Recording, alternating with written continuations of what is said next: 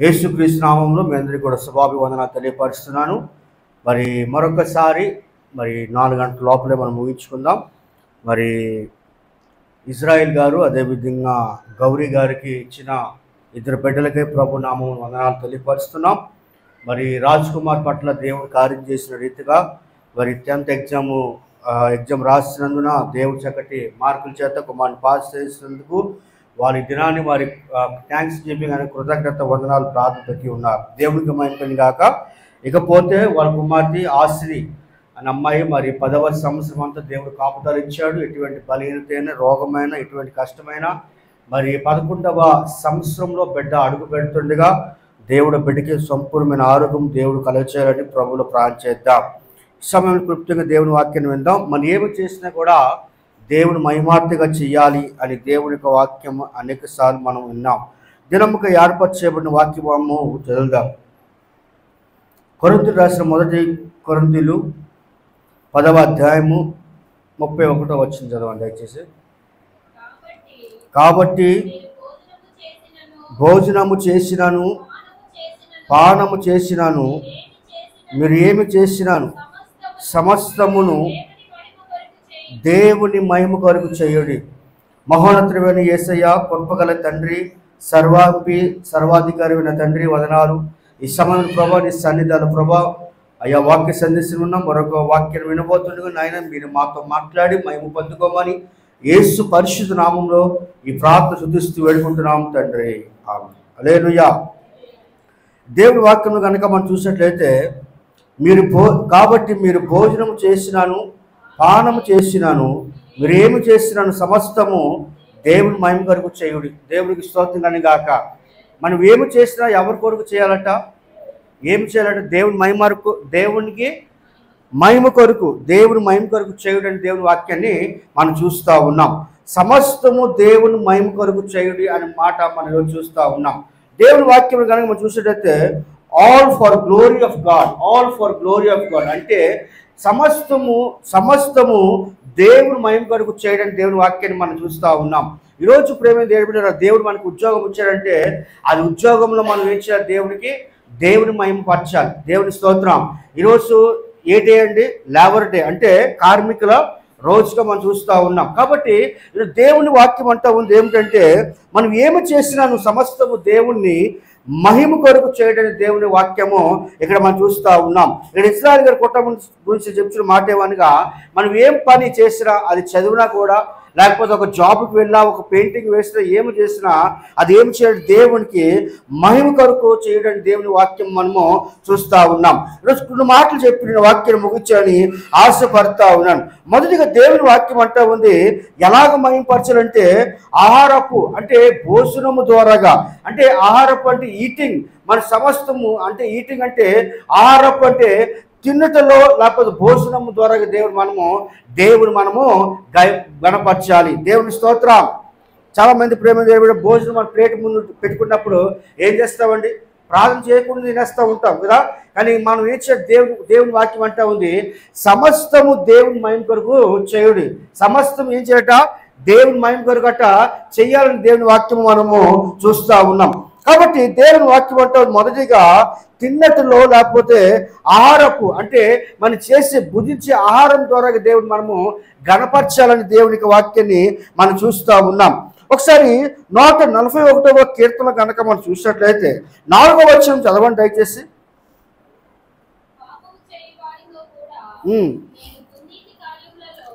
పాపము చేయవారితో కూడా నేను దుర్నీతి కార్యములో చొరబడకూడినట్లు నా మనసు దుష్కార్యమునకు తిరగనీయకము వారి రుచిగల పదార్థములు నేను తినక ఉండునుగాక.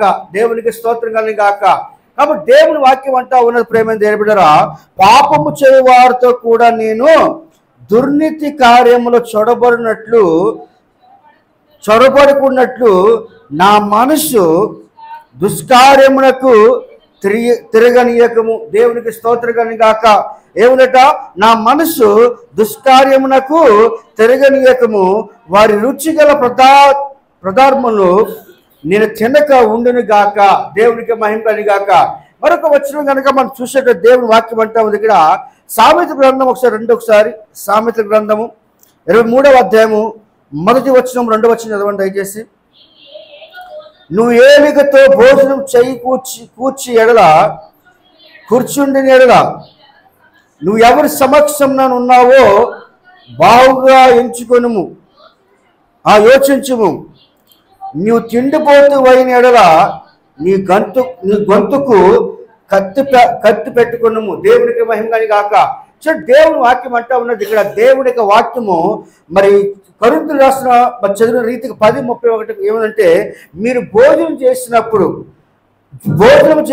పానం చేసినను మీరు ఏమి చేసే సమస్తము దేవుని మహిమ కొరకు చేయకూడదు. సమస్తం ఎవరి కొరకు చేయాలట?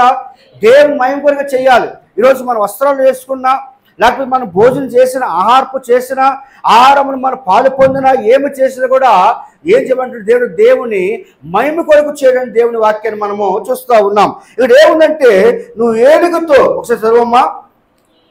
నువ్వు ఏలికతో భోజనం కూర్చుని ఎడల నువ్వు ఎవరి సమక్షమున ఉన్నావు బావుగా యోచించుము. నువ్వు తిండిపోతూ అయిన ఎడల నువ్వు గొంతుకు కత్తి పెట్టుకొనుము. నీ గొంతుకు కత్తి పెట్టుకోము అంటే దాని అర్థమేమనగా దేవుని వాక్యాన్ని మనం పెట్టుకోవాలి. దేవుని వాక్యం చేత మనం బలపరచబడాలి. ఏమైనా దేని బిడ్డ, ఈరోజు దేవుని వాక్యం అంటా ఉంది ఏమిటంటే, నువ్వు సమస్తము all for glory to God అని మనం చూస్తాం. అంటే సమస్తము నువ్వు దేవుని మహిమ కొరకు చేయాలి. చాలా మంది దేవునికి మహిమపరిచేవారుగా ఉండడానికి, దేవుని గణపరిచేవారుగా ఉండరండి. ఈరోజు దేవుడు ఒక స్థానాన్ని ఉంచాడు, దేవుడు ఒక మంచి జీవితాన్ని ఇచ్చాడు, దేవుడు ఒక మంచి వెహికల్ ఇచ్చాడు, దేవుడు ఒక మంచి స్థాయిని ఇచ్చినప్పుడు దేవుడికి మనం ఏం చేయాలంటే, దేవుడికి కేటాయించే సమయం మనం దేవుడికి ఇవ్వాలి. దేవుని మనము మహిమపరిచేవారుగా ఉండాలని దేవుడు తెలియపరుస్తూ ఉన్నాడు. అది ఎలా పరిచాలంటే, దేవుడు మొదటిగా అన్నాడు ఆహారపు, అంటే మనం చేసే భోజనం ద్వారా దేవుడు మనము మహిమ పరచాలని దేవుని వాక్యము మనం చూస్తూ ఉన్నాం. ఇక్కడ లూకాసు సువార్తలో కూడా చూసినట్లయితే 10వ అధ్యాయం 8వ వచనం చదవండి. మరి మీరు ఏ పట్టణంలోనైనా ప్రవేశించినప్పుడు వారి మిమ్మును చేర్చుకుంటే మీ ముందు పెట్టినది తినియుడి. దేవునికి మహిమ కలిగిన గాక. దేవుని వాక్యం అంటా ఉంది ఏమంటుంది శిష్యులతో, మరి మీరు ఏ పట్టణంలోనైనా మీరు ఏ పట్టణంలోనైనా ప్రవేశించినప్పుడు వారు మిమ్మల్ని చేర్చుకుంటే మీ ముందర పెట్టినవి తినడే దేవుని వాక్యం అంటూ. అంటే దేవుని సన్నిధిలో దేవుని వాక్యం అంటా ఉంది, మీరు ఏ పట్టణంలో ఏ సిటీలో అయినా వెళ్ళినప్పుడు, ఏ సిటీలో అయినా సువార్త ప్రకటిస్తున్నప్పుడు, అక్కడ దేవుని వాక్యం ప్రవేశించినప్పుడు వారు మిమ్మల్ని చేర్చుకుంటే మీ ముందర పెట్టినవి తినడం దేవుని వాక్యం చూసి. అంటే మీకు పెడితేనే దేవుడి సన్నిధిలో తినడం దేవుని వాక్యాన్ని ఇక్కడ మనం చూస్తూ ఉన్నాం. కాబట్టి ప్రేమ దేవుని బిడ్డ, ఇక్కడ దేవుని వాక్యం అంటా ఉంది ఏమిటంటే, ఇక్కడ దేవుడు ఏమంటున్నాడు, పర్టికులర్గా మీ యొక్క ఆహారపు అంటే భోజనము ద్వారా దేవుని మనము గణపరచాలని దేవుని వాక్యం మనము చూస్తూ ఉన్నాం. చాలాసార్లు చెప్పారు కదండి, ఒక దైవజనురాలు యొక్క నాయనమ్మ గారు మరి ఎవరి కొరకు ప్రార్థన చేసిందండి, ఈ యొక్క రైస్ని పండించిన యొక్క ఫార్మర్, అంటే ఒక రైతు గురించి ప్రార్థన చేసి, రైతు నుంచి అలాగా మరి ఎక్కడి వరకు అయితే రైస్ అమ్మేటోటి ఉంటారో అక్కడి నుంచి అందరి గురించి కూడా ప్రార్థన చేసి ఏం చేసిందంటే తన లాస్ట్గా ఆహారాన్ని సేకరిస్తున్నట్టుగా మనం చూస్తూ ఉన్నాం. అంటే ఈరోజు దేవుని వాక్యం అంటా ఉంది, ఈరోజు మనం ఏమి చేసినా కూడా అది దేవుని మహిమ కొరకు చేయాలని దేవుడు వాగ్దానం చేస్తూ ఉన్నాడు. ఏదో ఈరోజు మన కొడుకు పాస్ అయ్యాడని, ఏదో నా కుమార్తె బర్త్డే అని, ఏదో నా కుటుంబంలో దేవుడు శుభకార్యాలు జరిగించాడని, ఏదో నా కుమార్తెకి మరి రేపు దినాన్ని మ్యారేజ్ కాబోతుందని ఏదో ప్రార్థన పెట్టుకోవడం కాదు. కానీ దేవుని వాక్యం అంటా ఉంది ఏమిటంటే, మీరు ఏమి చేసే సమస్తము దేవుని మహిమ కొరకు చేయడం. అంటే ఎల్లప్పుడూ కూడా దేవుని మనం చేట మహిమపరచాలి. దేవునికి స్తోత్రం.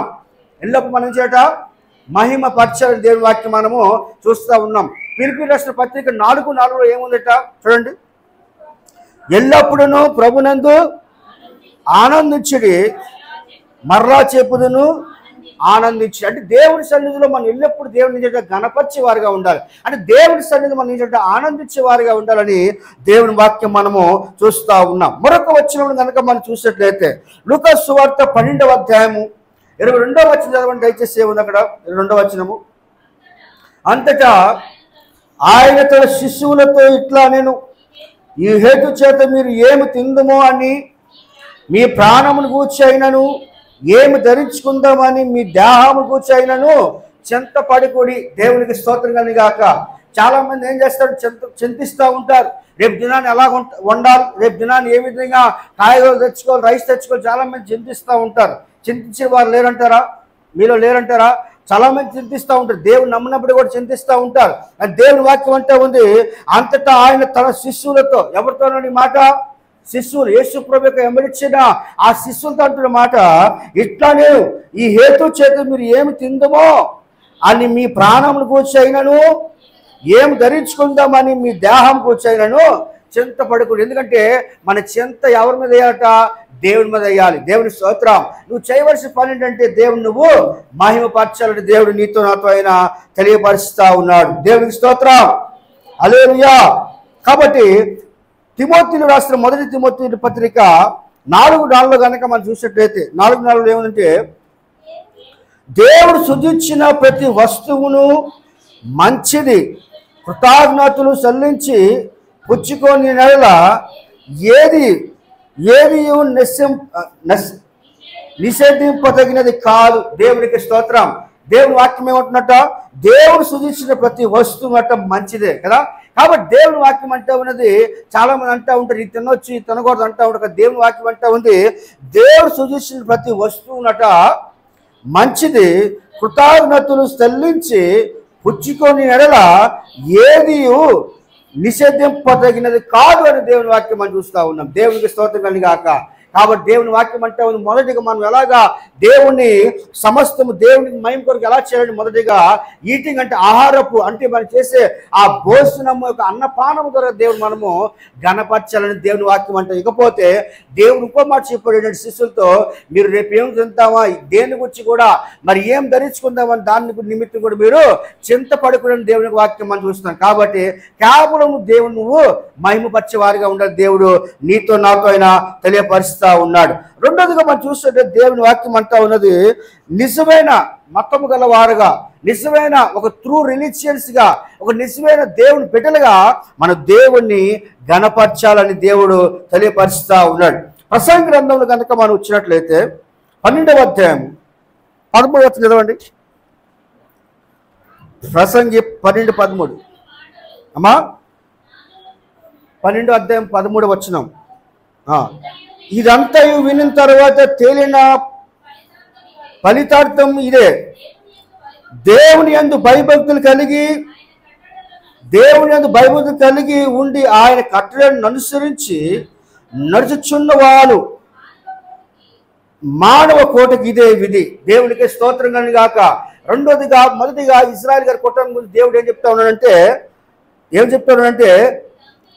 కాదు ఏం చెప్తాడు? మొదటిగా ఈటింగ్ అంటే ఆహారపు, అంటే దేవుని ఎలాగా గణపరచాలంటే దేవుని వాక్యం అంటే ఉంది, మీరు ఏమి చేసే సమస్త దేవుని మహిమ కొరకు చేయడు. అంటే మొదటిగా ఎలా చేయాలంటే, నువ్వు దేవుడిచ్చిన ఆహారపు అంటే భోజనం ద్వారా నువ్వు దేవుణ్ణి గణపరచాలి. ఇకపోతే రేపు ఏం వేసుకుందామా, రేపు ఏం తిందామా అని దేహం గురించి కానీ మీరు ఆలోచించొద్దని దేవుడు వాగ్దానం చేస్తారు. రెండోదిగా దేవుని వాక్యం అంటా ఉంది, ట్రూ రిలీజియన్స్ అంటే నిజమైన మతము గల వారుగా, నిజమైన దేవుని బిడ్డల వాళ్ళే, దేవునిగా సేకరించే వారుగా దేవుని వాక్యం అంటే ఉంది.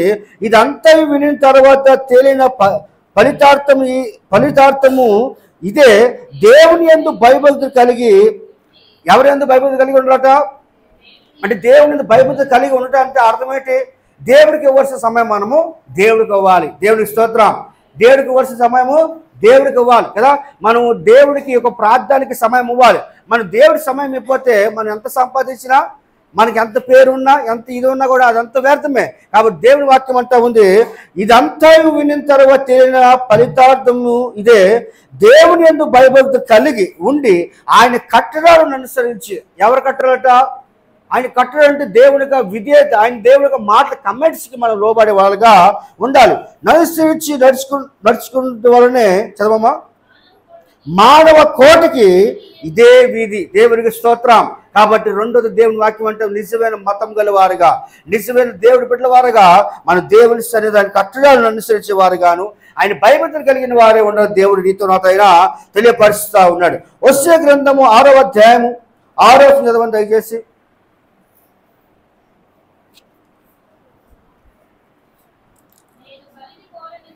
నేను బలిని కోరను గాని కనికరమునే కోరుచున్నాను. దాన బలుల కంటే దేవుని గురించి జ్ఞానం నాకు ఇష్టమైనది. దేవునికి స్తోత్రం కలిగాక. ఏముంది దేని వాక్యం అట? నేను బలిని కోరను. దేవుడు మన యేసు ప్రభు ఏం కోరడట? బలిని కోరడు. చాలా మంది బలిని ఇస్తూ ఉంటారు, కానీ దేవుని వాక్యం అంటా ఉంది, నేను బలిని కోరను కానీ కనికారం కోరుచున్నాను. ఏం కోరుచున్నట? కనికారమును కోరుచున్నాను. దాహన బలుల కంటే దేవుని గురించిన జ్ఞానం నాకు ఇష్టమైనది. దేవుని గురించి జ్ఞానము నాకు ఇష్టమైనది. కాబట్టి ఈరోజు ఎవరు జ్ఞానం కలిగిన వారు ఉన్నాడా? దేవుని జ్ఞానము నాకు ఇష్టమైన దేవుని వాక్యము మనం చూస్తే దేవుడి జ్ఞానం పొందిన వారే ఉండాలి. ఇప్పుడు మరి రాజకుమారు మరి 10th నుండి ఇగో ఇంటర్మీడియట్కి వెళ్తుండగా ఆ బిడ్డకి మనం ఇందాక చెప్పినట్టుగా మనం దేవుడి యొక్క బిడ్డలకి మనం ఏం దేవుడి జ్ఞానాన్ని మనం బోధించాలి. దేవుని స్తోత్రం. దేవుడి యొక్క జ్ఞానం వారికి పెంచాలని దేవుడు నీతో నాతో అయినా తెలియపరుస్తూ ఉన్నాడు. ఇక్కడ మీకా గ్రంథంలో కనుక మనం వచ్చినట్లయితే 6వ అధ్యాయం చదవండి ఒకసారి.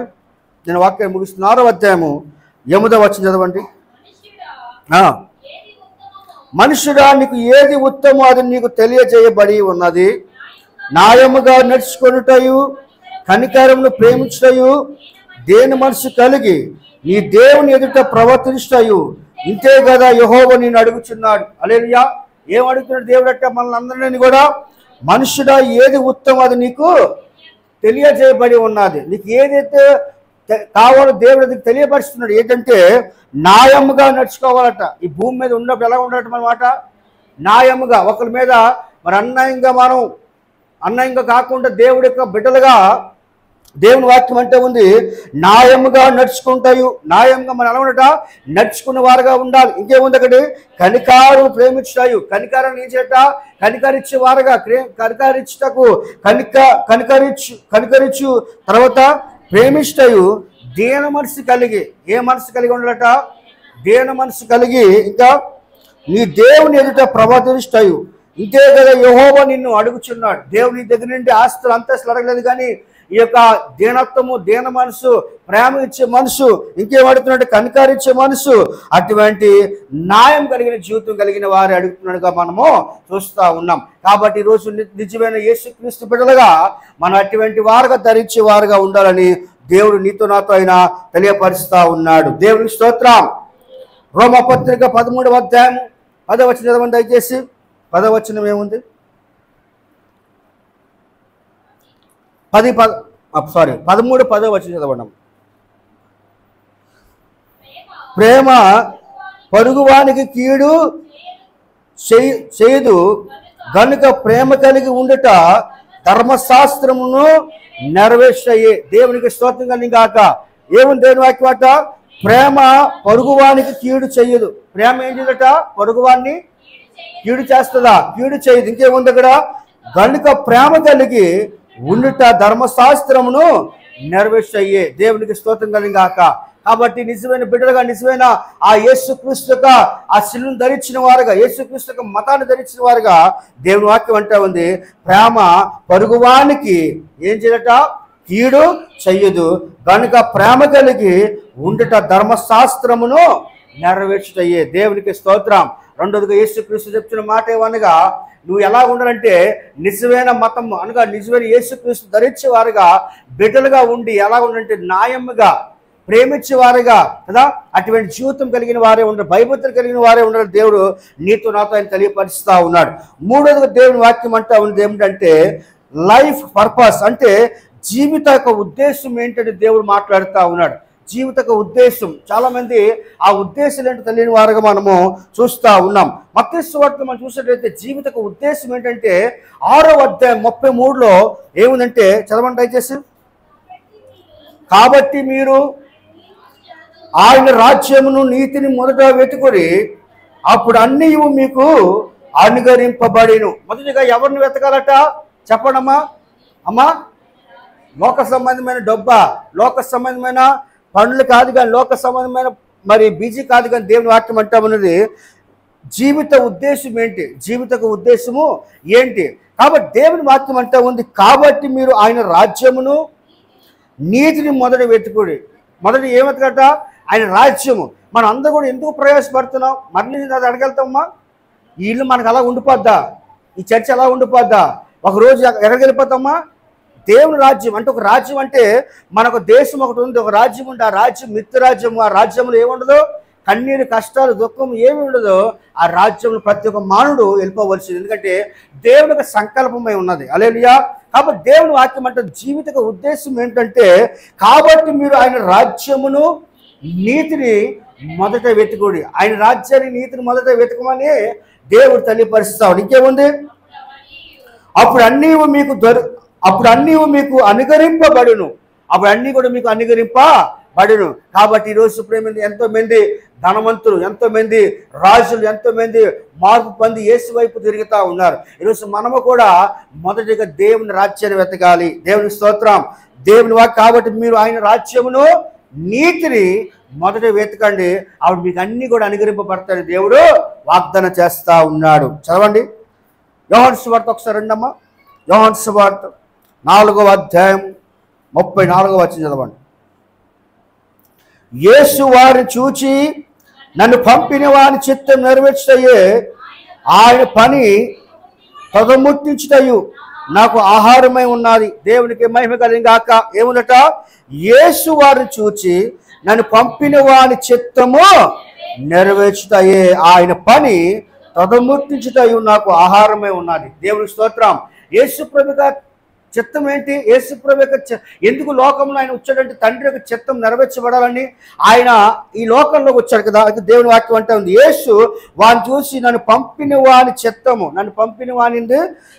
నెరవేర్చుటయు ఆయన పని తదుముట్టించుటయు నాకు ఆహారమే ఉన్నది. దేవునికి స్తోత్రం. కాబట్టి ఈరోజు యేసుప్రభు చిత్తం ఏంటంటే, యేసుప్రభు సంకల్పం ఏమైందంటే ఈ యొక్క లోకంలో ఒక మానవుడిగా లోకానికి వచ్చాడు. ఆయన పొందవలసిన సమంత పొంది మన కొరకు ఏమైందంట, మరణించి బలైపోయి చనిపోయి సమాధిలో నుండి 3వ దినానైనా లేపబడ్డాడు. ఆయనకు చిత్తం, ఆయనకు మరి జీవిత ఉద్దేశం మనం చూస్తూ ఉన్నాం. ఈరోజు మన యొక్క ఉద్దేశం ఏంటనేది జ్ఞాపకం మనము చూసుకోవాలి. చాలామంది అనుకుంటూ ఉంటారు ఈ జీవితం ఏంటంటే ఉద్యోగం చేసుకోవడం, తినడం, తాగడం, పడుకోవడం అంతే జీవితం అనుకోవచ్చు. కానీ అది కాదు మన జీవితము. దేవుని సన్నిధిలో ఆయన చిత్తాన్ని మొదటగా మనము నీతిని రాజ్యాన్ని ఎత్తగాలి. దేవునికి స్తోత్రం. హల్లెలూయా. మనకు ఉద్దేశం, మన జీవిత ఉద్దేశం ఏంటంటే దేవుని వాక్యం అంటే ఉంది కదా, కాబట్టి మీరు ఆయన రాజ్యమును నీతిని మొదట వెతకాలి. అయితే ఈరోజు మన చిత్తం ఏంటి, మన ఉద్దేశం ఏంటంటే ఏదో మనం బతికిన కాలం తిని పడుకోడు చావు ఎప్పుడు వస్తుందని కాదు. కానీ ఈ బతికిన కాలం అంతా కూడా మన ఉద్దేశం ఏంటి, దేవుడు మనకి ఎందుకు లోకాన్ని ఉంచాడు అనేది మనం గుర్తెరిగి దేవుని పట్ల నడవలసిందిగా దేవుడు మనకి తెలియపరచడానికి యేసు ప్రభుక మన మాట మనం ఉన్నాం కదా. యేసు అని చూసి నన్ను పంపిన వాని యందు చిత్తము నెరవేర్చుటయు ఆయన పని తదముట్టించుటయు నాకు ఆహారమై ఉన్నదని మన దేవుని వాక్యం మనం చూస్తూ ఉన్నాం. కాబట్టి ప్రేమైన దేవుని బిడ్డలారా, ఈరోజు మనమంతా కూడా దేవుని యొక్క చిత్తం, మనకు ఉద్దేశం ఏమై ఉన్నది, జీవిత ఉద్దేశం ఏంటి, మనకు ఉద్దేశం ఏంటంటే ఆయన గమ్యం చేరడమే. దేవుని స్తోత్రం. ఆయన ఉద్దేశం ఏంటంటే మన ద్వారా ఆయన ఘనపరచబడడం అనే దేవుని యొక్క వాక్యాన్ని మనము చూస్తూ ఉన్నాం. ఫిలిప్పీయులకు రాసిన పత్రిక చదవండి, నేను వాక్యాన్ని ముగిస్తున్నాను. ఫిలిప్పీయులకు రాసిన పత్రిక 3వ అధ్యాయం 14వ వచనం ఏముంది, క్రీస్తు యేసునందు దేవుని ఉన్నతమైన పిలుపునకు కలుగు బహుమానమును పొందవలనని గురి ఎద్దుకు పరిగెడుచున్నాను. దేవునికి మహిమ కలిగాక. చూడండి ఏమిట, క్రీస్తు యేసునందు దేవుని ఉన్నత మహిమ పిలుపునకు కలుగు బహుమానకు పొందవలనని గురి ఎద్దుకు పరిగెట్టుచున్నాను. దేవుని స్తోత్రం. మనం కూడా గురి ఎద్దుకు ఏచేట పరిగెట్టేవారుగా ఉండాలి. దేవుడిచ్చిన బహుమానం నిమిత్తం మనం ఈ లోకాల్లో ఉన్నాం. కాబట్టి ఒకరోజు మనకు ఉద్దేశం ఏంటంటే ఆయన రాజ్యాన్ని నీతిని ఆయనగా గురి ఎత్తుకు పెరిగట్టే వారుగా ఉండాలి. దేవుడు నీతో నాతో ఆయన తెలియపరుస్తూ ఉన్నాడు. 4వదిగా చెప్తున్న మాట ఏమనగా దేవుని మనం మహింపరచాలి. ఎవరు మహింపరచట? దేవుని మహింపరచుట. గ్లోరిఫై గాడ్ అంటే దేవుని మనం ఏం చేయట, మహిమపరచాలి.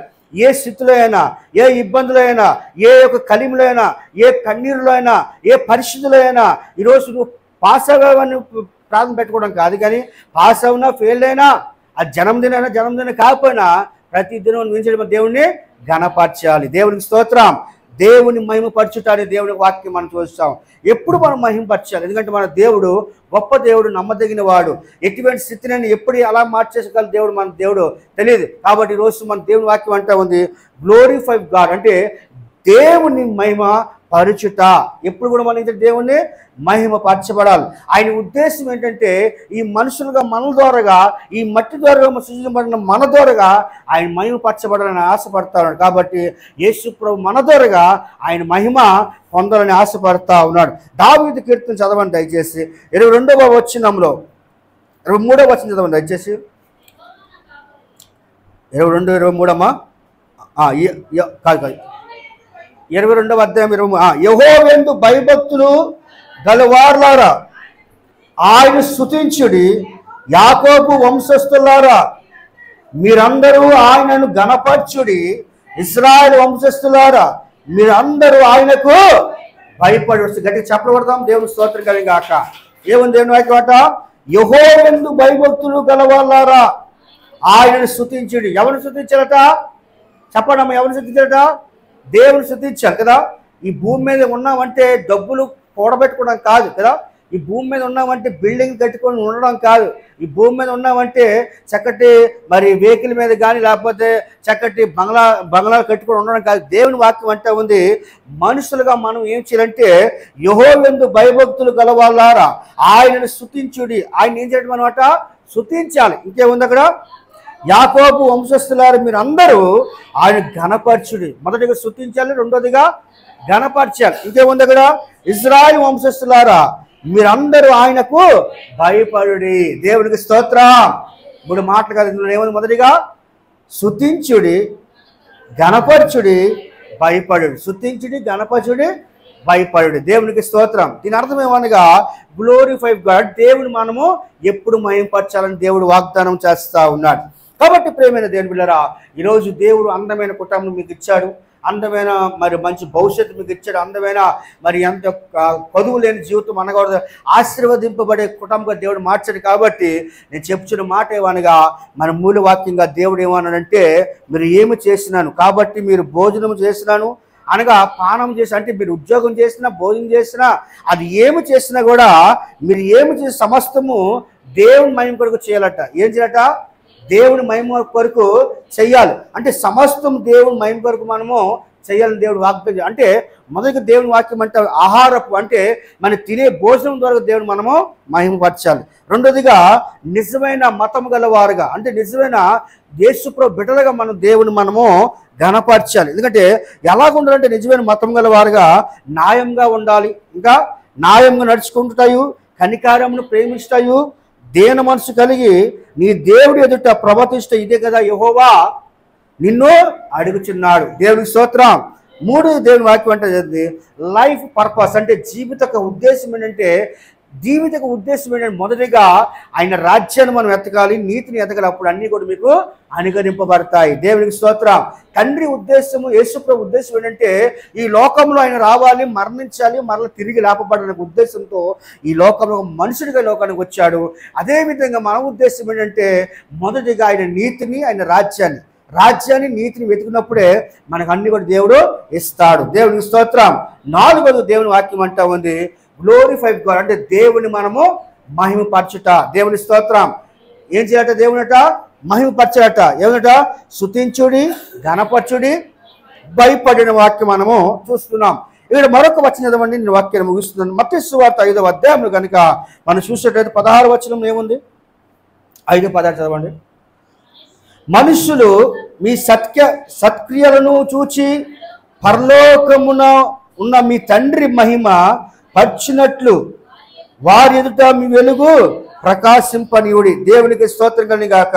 కాబట్టి ఇక్కడ అంతా కూడా మహిమ గురించి దేవుడు మాట్లాడితే గ్లోరిఫై గాడ్ కదా. ఎప్పుడు కూడా మనం దేవుని చేత మహిమపరచాలి. దేవునికి స్తోత్రం.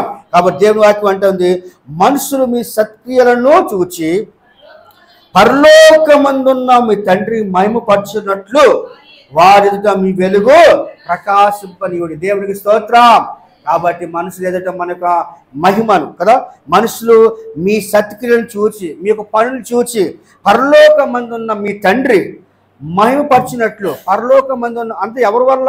మన ద్వారా దేవుడు పరలోకమందున్న మన తండ్రి మహిమపరిచినట్లు వారి ఎదుట మీ వెలుగు ప్రకాశింప నీడని మాకు వాక్యాన్ని మనం చూస్తాను. కాబట్టి ప్రేమైన దేని బిడ్డరా, ఈ యొక్క మధ్యాహ్న కాల దేవుడు నీతో నాతో అనేకమైన మాటలు మనతో మాట్లాడాడు. ఈరోజు మూల వాక్యం ఏంటంటే దేవుని వాక్యం అంటా ఉంది కదా, సమస్తమును దేవుని మహిమ కొరకు చేయుడి. హల్లెలూయా. సమస్తము దేవుని మహిమ కొరకు చేయడం అంటే all for glory of God అని మనం చూస్తూ ఉన్నాం కదా. ఈరోజు ఆ విధంగా మనం దేవుని మహిమపరిచే వారిగా ఉండాలి. ఎందుకంటే దేవుని వాక్యం అంటా ఉంది ఈరోజు, కాబట్టి మీరు భోజనం చేసిన పానం చేస్తాను, మీరు ఏమి చేసి సమస్తము దేవుని మహిమ కొరకు చేయాలి. అంటే మొదటిగా ఎలా చేయాలంటే మనం తినే ఆహారం ద్వారా దేవుని మహిమపరచాలి. రెండోదిగా నిజమైన మతము గల వారుగా, నిజమైన యేసుక్రీస్తు బిడ్డలుగా. మూడోదిగా మన జీవిత ఉద్దేశం ఏంటి, లైఫ్ ఆఫ్ పర్పస్ ఏంటని దేవుడు అడుగుతా ఉన్నాడు. నాలుగోదిగా గ్లోరిఫై గాడ్, దేవుని మహిమ పాడుచుట్టేది. కొరింథీ రాసిన 1 కొరింథీలు 6:20 కనుక మనం చూసినట్లయితే చదవండి, నేను ముగిస్తున్నాను.